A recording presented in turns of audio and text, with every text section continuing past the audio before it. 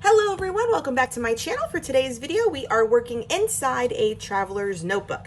I've been loving the size recently and been enjoying the quickness that you can get your stories told. So for today's layout, we are talking about the love for a brand new pair of Air Force Ones that I asked for Mother's Day.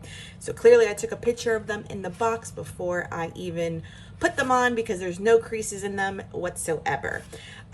This is nostalgic for my childhood and my my years of 20s, college. I'm from New York, so this was always a statement when you had a fresh pair of Air Force Ones. So I haven't had a pair in a while.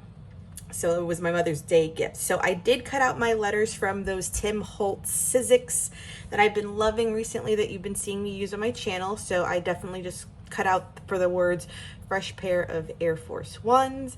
And we're going to do a little bit of stamping and maybe a little bit of embellishing with some stickers. These are mostly from Studio Calico and a set from Heidi Swap. And perhaps one set from Elf Studio are sitting here ready to go. And what I'm loving about the Traveler's Notebook is that it's like clean, simple scrapbooking. I know I used to take more than an hour to do a 12 by 12, which was fantastic. But sometimes now, being a mom, I'm short on time. And so I cannot always do a 12 by 12, even though I want to. So what I also find that I'm using less of are cut files too, because for the 12 by 12 I used to use a lot of cut files. But I'm enjoying the dies and things like that. So let's tell this story and watch this layout come together. So this project comes together rather quickly, which is a good thing. Sometimes you need to scrap fast to get these stories told. So always when I print these photos that fit in a traveler's notebook, I am getting 2 on an 8 by 10, which makes them 4 inches wide specifically, or exactly, I should say. And so they're always just a hair smaller than a traveler's notebook because I believe it's like 5 1/4. So that's the first little strip that you saw me adhere, was just the opposite, kind of another strip from the same paper.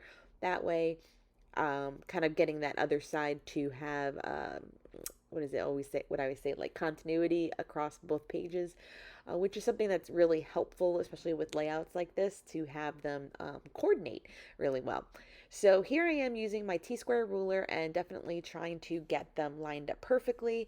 I am using a fine line bottle, which I think was giving me problems here, so I am going back to using the Nuvo glue pen, which I did bust out a few projects ago, and man, I am loving this product for the record. Where have I been? Sleeping on this Nuvo pen glue or glue pen. Totally love it for the details of this because these letters, as you can see, are very thin and narrow, and you either need the fine line bottle, and I do have the Tombow, but I actually probably could have used it. I just didn't think about it now that I'm thinking about it myself in afterwards. So I take the time to glue down all the letters. I don't bore you with that. And so fresh pair of Air Force Ones. It's also like a song. I swear a lot of like R&B artists use this, like I'm walking in my Air Force Ones.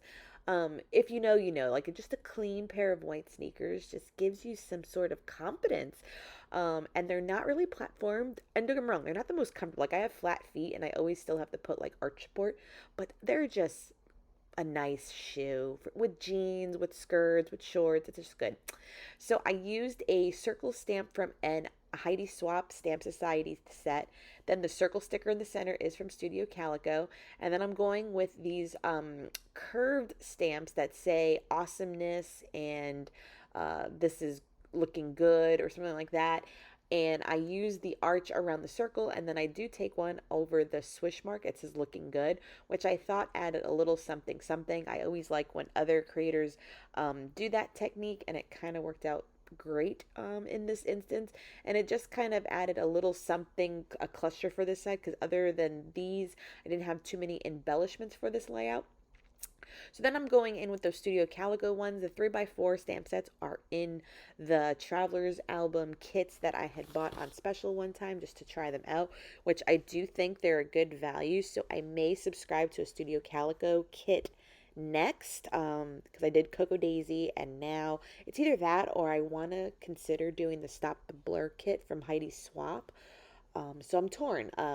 Leave a comment down below which subscription kit you think I should do next, because I want to try another version, because I've been loving giving some companies a try. But that wraps it up with some stamping. Then I will add my journaling on clear sticker paper.